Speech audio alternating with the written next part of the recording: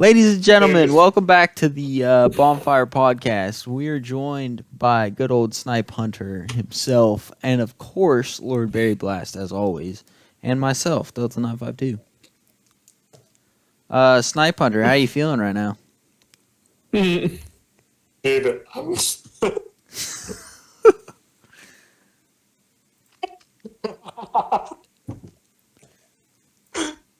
You can't even speak right now. This might as well be an episode of Cold Ones because we are not sober. Barry's playing a game. We were playing a game. We got too drunk to play a game, so now we're just sitting here. Me? I didn't get drunk. No, you didn't, you bitch. Snipe Hunter, what are you sipping on right now? Which one, Barry or Snipe? You. What are you sipping on? Dude, I'm sipping on fucking bullet You're sipping on bourbon. a half. Bullet I'm bourbon? sipping on that bullet bourbon, and I haven't had like a drink of water in like fucking 2 hours. Bullet bourbon? What the fuck? Dude, I've had like, I'm not gonna lie, probably about like 8 shots. Okay, all right, hold on. First of all, I'm not even gonna make fun of you for the fact that you just said you drink 8 shots and you're drunk. But I am gonna talk about the fact that you're drinking bullet bourbon right now. What in the redneck shit is that? You've been in Tennessee for what? 4 or 5 months, and you're already drinking bullet bourbon? Yeah. What can I say? I'm a fucking alcoholic when it comes to Tennessee. So. You could say I have shitty taste in bourbon because obviously that's the case. Okay, well, you also, the last time, like, Matt and I talked to you, you were drinking fucking, what's it called? You were drinking fucking Jack. Like, that's all that we heard that you were drinking was Jack. I don't drink Jack. Dude, the last time we talked to you, that's all you drank. I shouldn't say the last time we talked to you. The last time I was drinking? When I was still in California, all you were drinking was Jack. Jack is not bad. Stop giving Jack a bad name. Okay, hold on. All right, first of all, if I'm going to drink any whiskey product, it's going to be Wild Turkey 101. Now, I'm not opposed to certain types of Jack, but I'm not going to drink original Jack, like 47 or whatever the hell it's called. I cannot stand straight up Jack. Tennessee honey, I'll think about it. If you pour me a shot, I'll drink the shot. But like, see, so there was one night when I was hanging out with my ex-partner from my old EMS agency, and he and I were hanging out with one of his buddies, and we drank like fucking Jack number 5, Jack number 6, Jack number 7, Jack number 8. Like, we drank like every single Jack between like 5 and 10. But like, and I'm not gonna lie, that got me drunk doing that. But fuck yeah. Not gonna lie, a couple of those were pretty good. Like, I'm pretty sure 4. No, I didn't have 4. 5 and 6 were pretty good. So but, that's what's important to understand about Jack Daniels, right? So a lot of people they're like, oh yeah, I drink Jack Daniels, 7. and they're only talking about number 7. Exactly, they're only talking about number 7. They've never tasted anything other than that, and that's where they go wrong. Because, like, Jack Daniels as a company, I'm all about it. You know, their so-called original or whatever, you know, number 7, really isn't that great. But they have so many other varieties that people don't drink or don't even know about that are way better. Yeah, like this guy, he was he's an EMS, right? And he's EMS for one of the local to where I live, but fire departments. And basically Jack Daniels made him like a not a custom, but a specialized like version of their number 5 or whatever the fuck it was. And dude, like he gave me some of that and it was really fucking good. Like, oh yeah, like as a company, they're pretty good. And on the other hand, though, you have certain companies, for instance, Jim Beam. I don't know what the hell they're doing over there, but that shit sucks. There's only one type of Jim Beam that I will ever drink, and that's Devil's Cut. And let me tell you something. The last time I drank Jim Beam Devil's Cut, I was sliding down drain pipes from the 3rd floor of our building because I was so hammered. I had to knock on other people's doors and ask them where my own room was. I was so drunk. I will never get that drunk again because that shit like will knock you on your ass. But it's the only good tasting Jim Beam. Any other kind is disgusting. Yeah. So I've never had Jim Beam, but I will say I have been like that drunk before, and that one time I was that drunk was with like Shane when I went like bar hopping with him, and we like pre-gamed and shit, and like yeah. But Jim Beam. So remind me, is that bourbon or just a regular whiskey? God, I'm not even sure, to be honest. Dude, I'm so drunk right now. I don't even know what the fuck I'm saying. Go to bed. That's what I can say.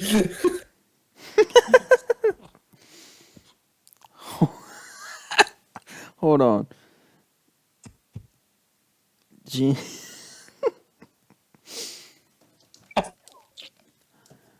the last time I was this drunk, I was with Shane. They're claiming it's a bourbon. It's a bourbon? Yeah, it's a bourbon. Where are you looking it up or something?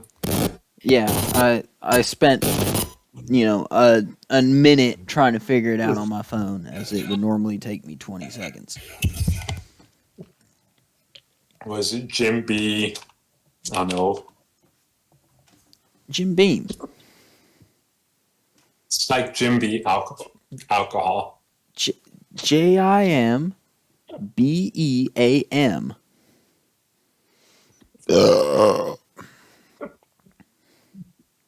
Introduced in 1795.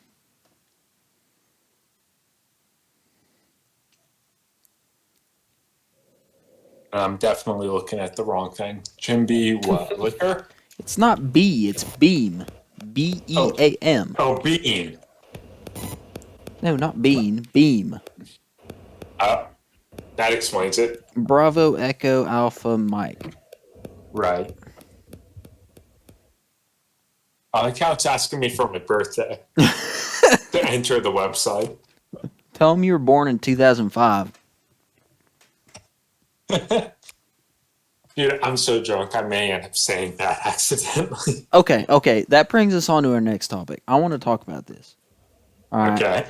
So, us all being born in the 90s, right? Yeah. You go into a store, and you know how they have those things that say, like, you must be born on this date to buy, alcohol, cigarettes, whatever it is, because it's now the same age because they've made it the federal law, 21 to buy tobacco. Right. So that simplifies things in terms of like age across the board buying whatever, but like, does it not weird you out to see 2000 as a date on that now? Because think about it though. It's not even 2000. It's actually is it? Yeah, it is. It's 2000. So we are seeing an entire new century of people buying alcohol and cigarettes now. Yeah, a new millennium. Well, not a new millennium. Not even a new century, a new millennium. Think about that though, because right before was 1999 or earlier. Right now it's 2000. That's a new millennium. Yeah, that's a good point. I didn't even think about it. Yeah. right? Like, dude, Yeah. I was at a bar with my old partner like a few weeks ago, and at that bar, like they have a little. It almost looks like one of those old like basketball game, like hoop like things, like those score counters on those old like basketball hoops that would go like on the back of your door or some shit. Yeah, You know what I'm talking about? Yeah, I know Yeah, like exactly those what you're talking electronic ones. So, about. and but so they have one of those sitting there at the behind the bar. It's like one of those sports bar kind of things, and so that's why they have it there. Like it kind of fits with their like whole like deal there. But they have that there, and it says we don't serve prior to, and it says 2021, and I'm like, holy shit, I feel old. Like I'm only 23 and I feel old. Like, Yeah. Yeah, that's, I mean, that's a, that shit blows my mind. Like, people born in 2020, not 2020, but 2000 are already 21. yeah. Yeah, that's the thing is like that just, we've ventured so far. I mean, if you think about like when we graduated high school, the culture at that time to where we are now has shifted so much. I mean, I'm talking like all of the current events going on have been happening in the last, I don't know, maybe what, 3 to 4 years. So anything before that was pretty, like, fairly normal. Like, you had shifts, in what was going on. But, like, the Right. drastic stuff that's happening politically has only been in the last 3 to 4 years, if that. So, Yeah, like, and that blows my mind, right? Because like when I turned 21, things weren't that crazy, right? Like trying to think, Trump was still in office when I turned 21. I know that, yeah, but right, even then, things weren't like obviously, the media and everything was attacking Trump and everything with that, but like aside from that, things politically weren't that crazy. right. Like, because I turned 21, like, right about the time that Trump, like, started office. I shouldn't say that. I think about halfway like, through. a year after Halfway Trump through. started office. Literally a year after Trump started office, I turned 21. Well, no. It was halfway through. Halfway through his term. Yeah. Yeah, but even then, things weren't that crazy. I'm just talking about like the shift in culture. Like I don't want to get too political about everything, but like the shift in culture in for instance, I tell this story all the time, right? So in 2016, right, the grad night for the school that you and I went to, Yeah. Did you go to that? You did. I didn't go, well, so You I did didn't because go you were to. hanging out with somebody, right? No. Well, so what happened was I didn't agree to walk, and then because of that, the principal fucking excluded me from everyone. So you didn't go to Like grad the night that whole year, did you? graduating class. What was that? You didn't go to that grad night? Maybe I did. I'm pretty sure you did because you were went to hanging out with I went to something with a bunch of people in it. I think it was like mini golfing or something like Okay, that. no. So grad night that year, right? So I got invited with I think it was Peter that invited me. Okay. But anyway, I was there, and the funny thing was I didn't end up hanging out with anybody other than Noah. Do you remember him? I mean, the name sounds familiar, but All right, Noah doesn't sound familiar. so he was a member of the soccer team, which is why I knew him. Okay. Although he kept like diving into fences, he ended up getting concussions, and he was out for most of the season. Yeah. But anyway, so I started hanging out with him pretty much that whole time. It was me and him and man, there was a few other people there. I can't remember. Noah. Mm-hmm. I know we were hanging out with him, and obviously Matt was there. Right. But I didn't do too much with him because we weren't super close at the time. Mm-hmm. But anyway, so we're all hanging out there, right? And here's the thing. So, like, you know how at Grad Night they have, it's at Disneyland, obviously. They have like 3 or 4 dance floors across Disneyland during that night because everyone, they're trying to have a good time and whatnot. Well, they had like 3 different types of dance floors normally. They had, and this is back in, I'll just say it was 2016, right? Mm-hmm. So 2016, like I'll talk about the 3 main dance floors. They had a dance floor in Cars Land, which was playing classic rock, like old dance music from the 80s, 70s, good stuff. They had an EDM rave going on at the wharf, I think is what they called it. And they had one more, which was like, it was like Pitbull, Shakira, Taylor Swift. Shakira. Yes, exactly, right? So you had these 3 different types of dance floors, all right? Mm-hmm. Now, me and old Noah, we went to all of them. Now, he was the kind of guy to get excited and, like, be the life of the party. He was the life of the party kind of guy, Mm-hmm. Well, we're hanging out, and we're in the EDM rave, and he's like, we're hanging out at the edge of the rave because it's already going on, and it's what do they say now? It's bussing. Busted. But anyway, right? So we're on the edge of the rave. He goes, "Fuck this. We're going to the middle." Mm-hmm. And the funny thing was, I'm pretty sure it was Noah. It was Noah that was with us, who, if you know him, he is probably one of the most nonchalant, like, not wild kind of guys, Mm-hmm. Well, he just jumps in.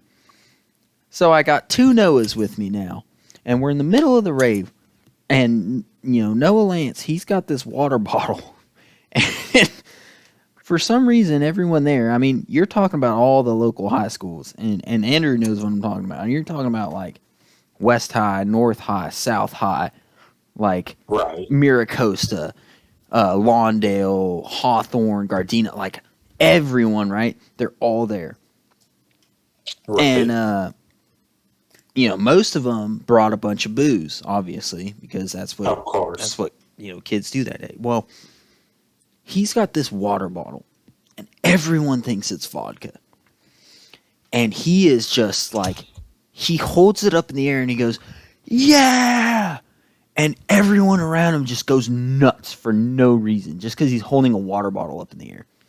Yeah. And, everyone's just going crazy. He's, like, holding it up in the air, and he throws it on the ground trying to, like, smash it open. And it doesn't break. And it was so funny. And this random kid out of nowhere just runs up and he goes, "Hell yeah!" super loud. And he starts grinding on this water bottle on the ground. And everyone just goes nuts all around him, right? And people are just going crazy in the middle of this EDM rave. Yeah. Now, I tell this story because flash forward. You know what? I'm too drunk to figure that out. Anyway, fast forward to the next year, right? I'm there again. And so this is basically repeat the year before, right? 2017 now. They have 3 dance floors. Yeah. The dance floor in Cars, which again in 2016 was playing classic rock dance music, is now playing Drake and a whole lot of other rap hip hop artists I've never even heard of. And all you see is a bunch of females. I'm not going to say anything racist, but a lot of females twerking on guys. The other one, what used to be the EDM rave in 2016 that went nuts, that we were having a blast in, that I just talked about, was now something called a silent rave, where you put headphones on, and everyone has headphones on. So, if you're walking by, you see a bunch of idiots wearing headphones, and they're blaring EDM music in those headphones, but you don't see it, and you don't hear it. So you're just seeing a bunch of people in headphones being weird. Right. And again, the other one was obsolete. Taylor Swift, iCarly, I don't even know. Whatever. Doesn't matter. But the drastic shift of those two was enough to prove to me that, like, there was going to be a shift in culture. And there was going to be a shift in music. And I didn't realize how much that was going to be true. Like, how big of a truth that was until years later when, like, I would look back on it and I would realize, like, that really was the shift. Like, 2016 was the year where you went from, again, like, Pitbull, Shakira, Nio, like, Chris Brown, like, all those, like, typical,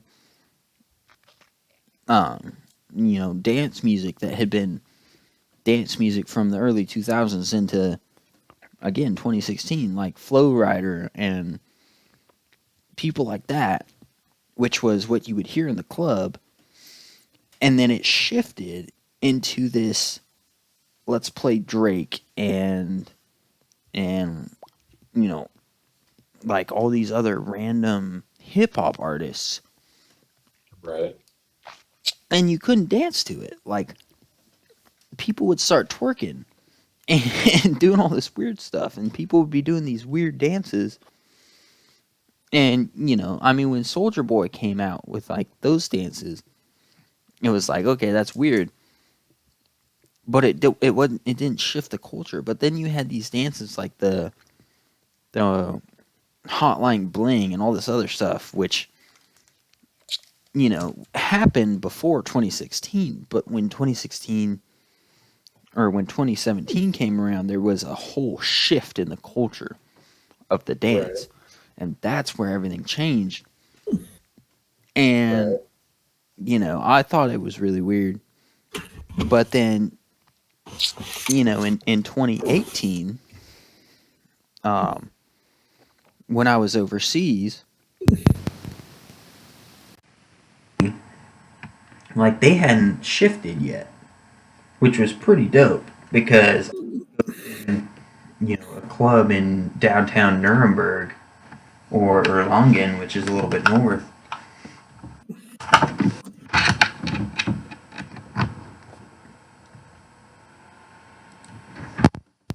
hello?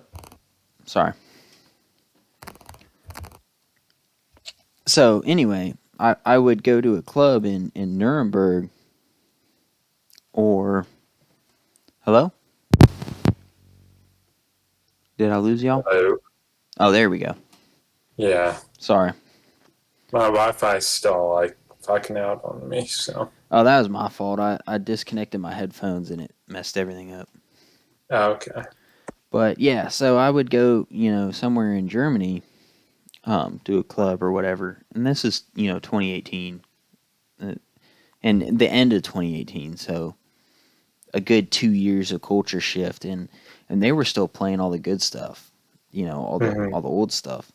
And they hadn't really, quote unquote, shifted over, I guess. Right. So, and that's just culture shift, determinate, between countries and whatnot. But, like, I don't know. It's just a change. There's a definite change between, the 90s and the 2000s. And people will sit there and go, oh, well, according to this website, millennials were born before 96 or, some dumb shit like that. And the reality is, like, it all depends on how you grew up. But if you were born in the 90s, like, things were different. And I don't care if you were born in 99 or you were born in the year 90. Like, there's definitely something different between those people and the people born after 2000. Yeah, definitely. Because, I mean, all of us were born in the end of the 90s.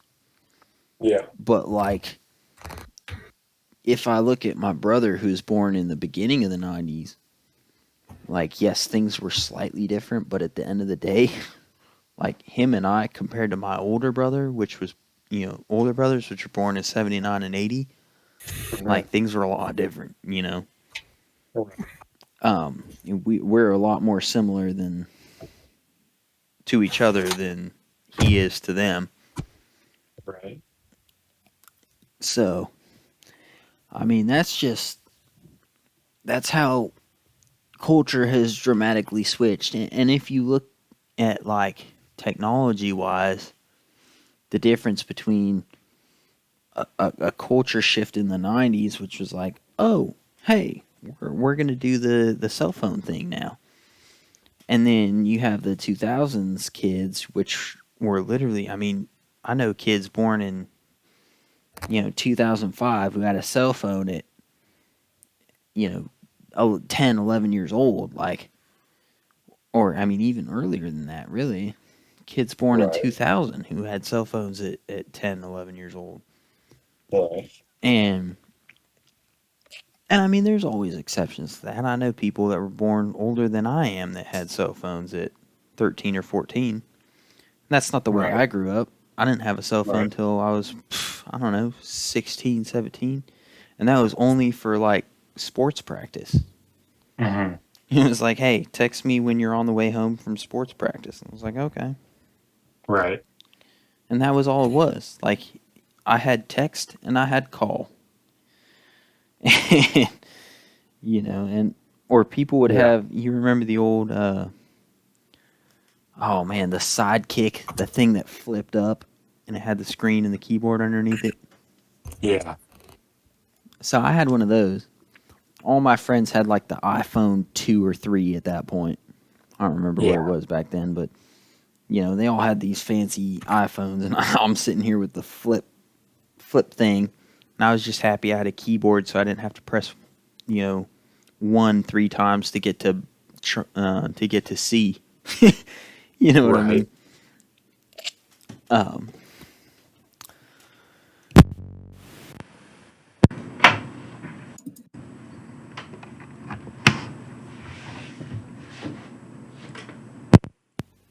Yep. Anyway, what do you think, Barry, about the whole culture shift in the last few days or last few years? Fuck them.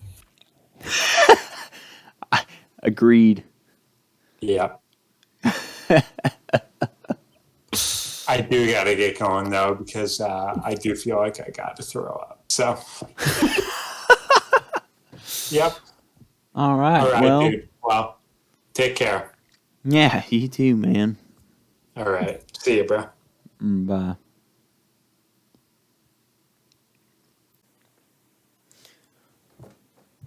Ladies and gentlemen, welcome back to part 2 of the second Bonfire Podcast. Good old Snipe Hunter had to take off, but I'm still here with Lord Barry Blast, and we're going to keep going for the next 20 to 30 minutes.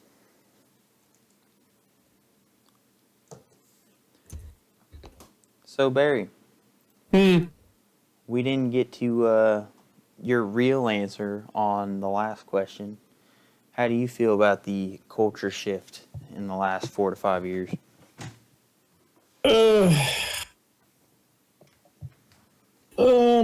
Well, all I can say is we got to adapt to this new world that we live in now.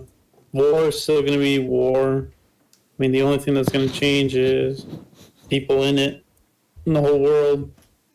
Even though some of the, old ways do not apply anymore. Now there's new ways to do anything. Yeah.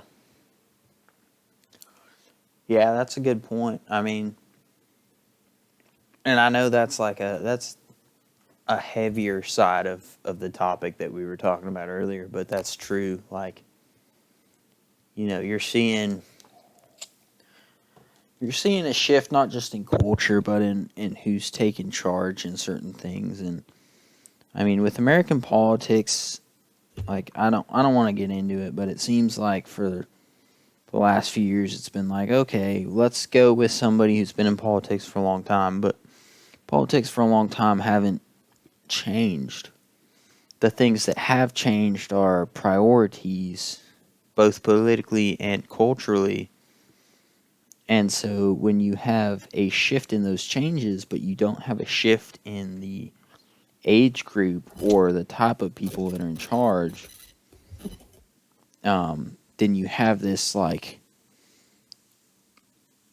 failure to adapt as far as politics are concerned.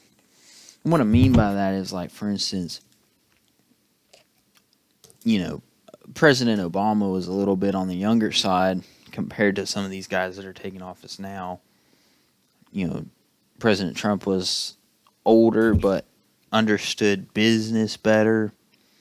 And I don't want to get into politics in terms of like taking sides or anything, but like then you have President Biden, which, and I don't consider this a political view, but like this man is not fit to be in office because he's so old that he can't even create a sentence properly half the time. And I don't mean that as a degrading side of anything. I mean that in like as a scientific fact. Like you can look at pretty much any of his speeches. He doesn't know what he's talking about half the time. And so we have this problem culturally where people have disconnected themselves from politics. They vote for whoever they're told to vote through whatever social medias they're a part of, and then they just kind of dismiss it. Because that's the only thing I can come up with at this point, right? You vote for somebody, they take office, and you just dismiss it. Yep. And that's kind of where we're at, is a disconnect from politics because people are tired of it because all the news tells you is what the news wants to tell you. So you either got brainwashed people or you got somebody that just doesn't give a fuck. Either way, that's bad news. But anyway, to get away from politics, Barry, you and I, we're both people that are, we go to a club or whatnot. Like we don't necessarily adapt to whatever the new music is, because half the time we don't even know what it is. But True. As soon as they throw on, Give Me the Time of My Life, like we're sitting up there at the front, dancing our hearts out. Like, it's. I don't think that changes from culture to culture. If you ask my mom or my dad, like what they would dance to, or your mom or your dad, what would you dance to in a club? Well, first of all, our parents probably be like, nothing.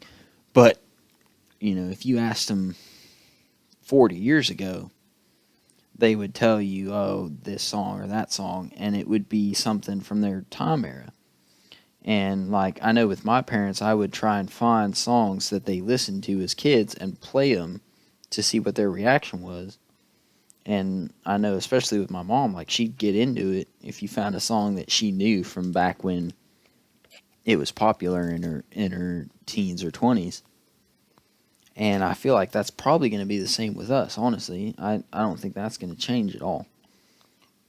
We might have kids in 30, 40 years down the line. They might be playing, Pitbull or Neo or Shakira or, whatever it is. The dance music from when it was popular for our generation. And the same will be true for this generation, right? I mean, people will be playing, I don't know, whatever people listen to nowadays, Little Nas and Cardi B or whatever the hell, like 30 years down the line. And the people that were into it will be into it. And people like us will be like, well, that was a generation ahead of us. You know, but I don't know. I think the culture shift, I know from people older than us, seems like it was drastic in their time. Just like what we're talking about now seems like it's drastic in our time. But I think the culture shift never really, it's never faster or slower depending on how old you are. You know, like every few years things are going to change. And you're going to get to another point where things just seem foreign or different. And like you said, you're going to have to adapt. You know, like we might be in our mid-20s now, and dealing with a culture that we weren't used to in our teens and early 20s. But, like, that's, you know, if we want to go to a club, like, we're still young. If we want to go to a club and hang out and have fun, like, we're going to have to adapt to whatever music they're playing nowadays. Which I think is that kind of what you were getting at with the whole adapting kind of thing? Yeah. Pretty much. Yeah. So, I mean, you do. And it's not like, you know, people in the 60s trying to hang out with people in the 70s. Like, oh, I want to stay hip. I want to, you know, keep having fun with everyone else. But, like, you know, I mean, I don't know. People would talk about shifts in decades back then. Maybe it's the same now, just at different timelines. You know, things that would change in 10 years back then would be 5 years now. Or maybe it's the same, and 10 years then would be 10 years now. But, like, either way, it's about shifting to where we're at. So,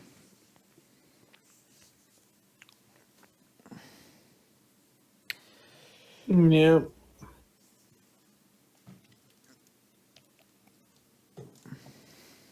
Oh, well. what do you think about what's going on with COVID right now? The masks being lifted. Like where I'm at right now, the masks are only required for unvaccinated people. What do you think about that? Oh, see, I still work at the airport, and my side is still, it's not public, so it's private. So, private property. So, we still have a mask mandate because, you know, we don't want to take any chances, is how FedEx says it. So, wait till, like, a certain percentage of, like, let's say 70% of all employees at FedEx Hub are vaccinated, and yeah, they'll probably lift it. Because Okay. right now, a lot of people are sick here and left and right, so they just don't want to take a chance. But I'll always, you know, listen, because I don't want to get sick, because, like, I've been so many times sick, and it's just miserable. You know, you don't know if you have COVID or not, so you just want to protect the people around you. But I know there's other people that are lifted the mask update. I mean, there's certain stores that say, "Hey, put your mask on," and then there's certain banks, "Yeah, you got to put your mask on." So it's whatever. All I heard, like, last time, like, the whole world was 30% vaccinated, and that's kind of it's a really low number. Unless it was like the whole world was at 70%, then yeah, we'll lift the mask update. But right now, you don't want to take a chance. Right. So, yeah, I'm curious about it. Where I'm at, it's the same thing. Like, they want 70% vaccinated before they'll lift the mask state altogether. They have lifted the mask mandate for any vaccinated personnel. So, personally, and I'm not going to get into it, but personally, I'm against vaccination as far as COVID is concerned. So I don't currently have it.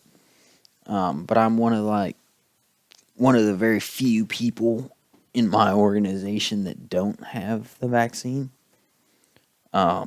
So, and they're trying to do that where like, hey, you don't have the vaccine, so wear a mask.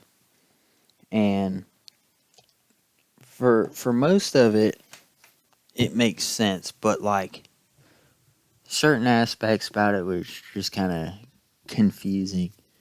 And like, I know most people will follow that mandate, but a lot of the times you're going to find people that won't. For instance, like I can go to the store, and you're going to find probably 90% of people aren't wearing masks. Now, I don't know if those people are vaccinated or not. It's not my business, which is an interesting side of that, right? So you can have the mask mandate for unvaccinated personnel, but at the same time, you can't ask people if they're vaccinated, right? So you can't actually get an accurate number of who is and who isn't vaccinated unless you're going by the number of how many shots are given out. But I just find it interesting because, eventually we'll reach that 70%, and eventually they're going to mandate it, at least as far as my organization is concerned. So, I'm just waiting until the very last minute because I know that's an opportunity for them to find a flaw or for them to confirm that it's fine. And that's how I feel about it, because you can look at old vaccinations, for instance, polio. They came up with a vaccination for that, and they're like, oh, great, this will keep people from getting polio. But then it ended up giving birth defects and all this crazy stuff to people.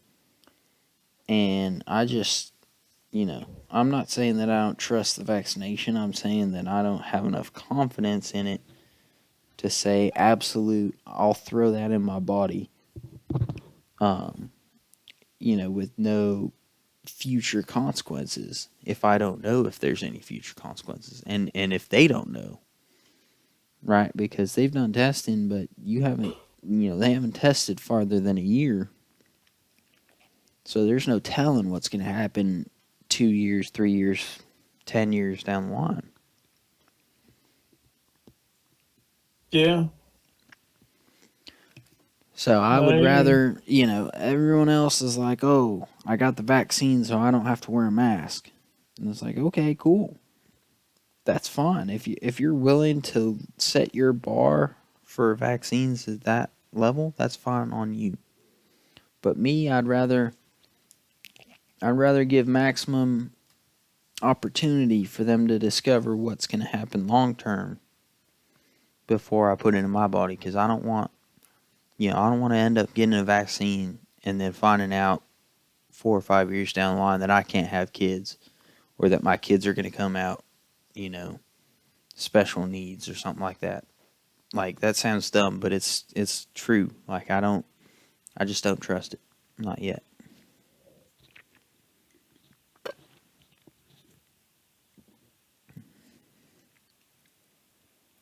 So, anyway, that's enough about COVID. Heating up all the current topics. Yeah. Tell me about Battlefield 6. What do you know? Huh? So far, we are getting a release date on June 9th to show you the trailer, the reveal of Battlefield 6. It's all going to be Modern Warfare, which people were excited because they thought it's going to be another World War II game. And frankly, no one's really excited for World War II for now. Because we're already World War II now. From Call of Duty World War II, Battlefield 5, and there's some other games like that are also shooters. But now people are excited for a brand new engine, brand new consoles, and now a new story, new campaign, hopefully. New multiplayer, new perks, new weapons, new tanks, new vehicles, everything. But as always, only Battlefield. So, I'm excited. I am hoping the trailer is gonna, give more excitement than the last trailer it was. Battlefield 5, the reveal trailer, a little clip of the multiplayer. Not a lot of people were excited, but hopefully, our hopes and dreams for Battlefield 6, a new era, so we can put the Battlefield 4 to sleep. Whoa! Even though it's not going to happen, but I mean, so that's another good topic right there, right? So we're coming to an era where they're trying to put out games that are going to outdo games in the past. For instance, right, you have games like Fallout. I mean, and this goes back a long ways. Like when you had Battlefield 3 come out, that was supposed to be the new era of Battlefield. But then you still had people playing Bad Company 2 and Battlefield 2 and all those other games that were, that came out before it. And then Battlefield 3 became kind of a standard because it really was a good game. It just took people a long time to catch on to it. And it was the same thing with Battlefield 4. But then there was a shift, right? So you had, for instance, I'll just put this out there, right? You had Battlefield 4. You had GTA 5, you had Skyrim, and you had, as far as the Modern Warfare games were concerned, you had Modern Warfare 3 and Black Ops 1, right? Those set a standard. Those were a peak in terms of games that were good on graphics, gameplay, multiplayer, all those kind of things. You had a standard set, and it was really hard to beat. For instance, GTA, they haven't even put out a trailer for GTA 6 because they know it's going to take a lot to beat GTA 5. And a part of that is the online. They literally just keep updating it, and people eat that up. People still play that game constantly. Battlefield 4. I mean, look, we played it tonight. There's more servers maxed out than I've ever seen playing Battlefield 4. And then you have, Modern Warfare, which the new Modern Warfare has done really well. Probably better than any other Modern Warfare since, the actual Modern Warfare 1, 2, and 3. Obviously Ghost was a bust. Advanced Warfare, and whatever the other ones were. And, they put out Black Ops Cold War, which did shit compared to the old Black Ops. So you have this, this standard of games that was set. And the thing was, Battlefield 4, they released with a lot of bugs and they fixed them. But Skyrim and the old Modern Warfares and GTA, they released it and it was so good that people just played it. And they non-stop played it. And once they fixed Battlefield 4, that game was incredible and is still incredible compared to a lot of other games of that era. So now they're competing with a standard that they set. And so far, since that time of, 2012, 2013, they have failed to meet their own standard. You know what I mean? Like, culturally wise, they set the bar really high for them, for themselves. Yeah. So I really hope that they take time with Battlefield 6, because that's one thing we've seen from game creators in the last few years. They don't take enough time. Like, they will release a trailer and then they think, oh, I got to get this game out right now. And they don't take their time to, like, fix the bugs and the issues that they have with the game. And they release something that's subpar, and then they're like, oh, we'll fix it later. Like, they need to start going back to the old days where they would fix all the bugs and all the problems before they release the game.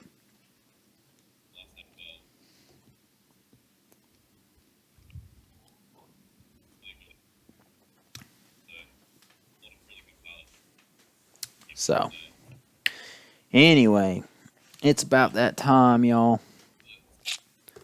It has been absolutely fun talking to you, Barry, and talking to Snipe Hunter when he was here.